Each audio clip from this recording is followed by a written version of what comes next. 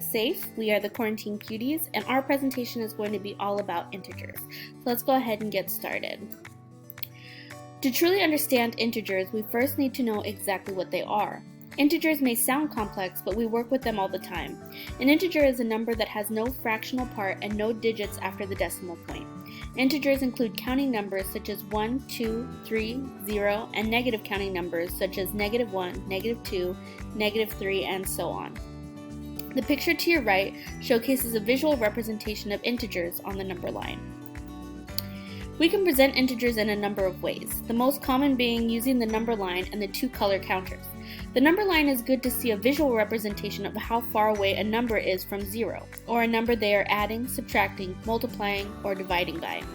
It gives the student a chance to physically take their pencil or finger and jump for their problem given. Another great way to present integers is using two color counters. After our group conducted research, we have found that this is the most common manipulative to use when first learning about integers. Two color counters give students the ability to try out problems visually. With the red color being negative and the yellow color positive, a child will be able to see when they are doing their equation that whatever is left over that isn't a zero pair will be the answer, and depending on the color left over it establishes if the answer is positive or negative. Now that we know what an integer is, we can now talk about when we use them. Integers are all around us. We use integers when it comes to temperatures because the numbers can go above, below, or at exactly 0. With money, a bank account can have money, no money, or in some cases be negative, which means there is a debt.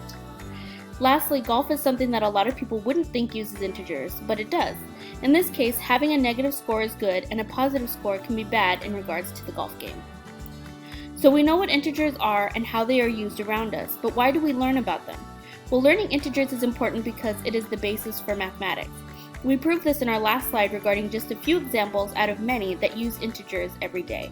In order to learn new concepts, we need to know what an integer is. We actually learn this without knowing it when we learn to count.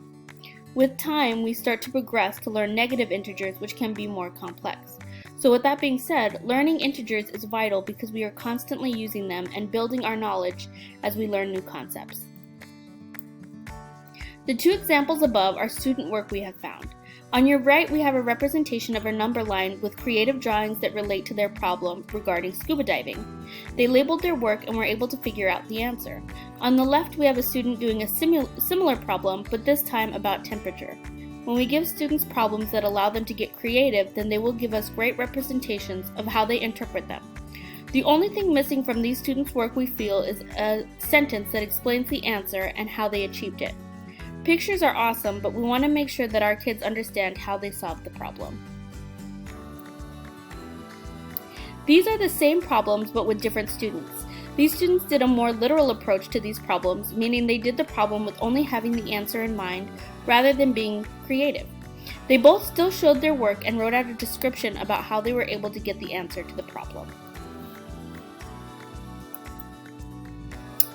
When teaching integers, you want to keep in mind that most students don't know you can go below 0.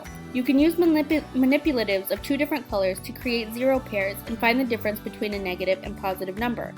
Remember to teach the student the negative symbol has a different meaning from subtraction when in front of a number alone, and not in an equation. As they get more advanced in learning, our picture above comes into play, teaching them that two negatives can make a positive. One positive and one negative will be a negative if negative integer is greater, or positive if the positive integer is greater, and two positives will be positive. Hopefully after our presentation you have learned a few things that will be useful for you as a future teacher because integers are the basis for mathematics. Thank you.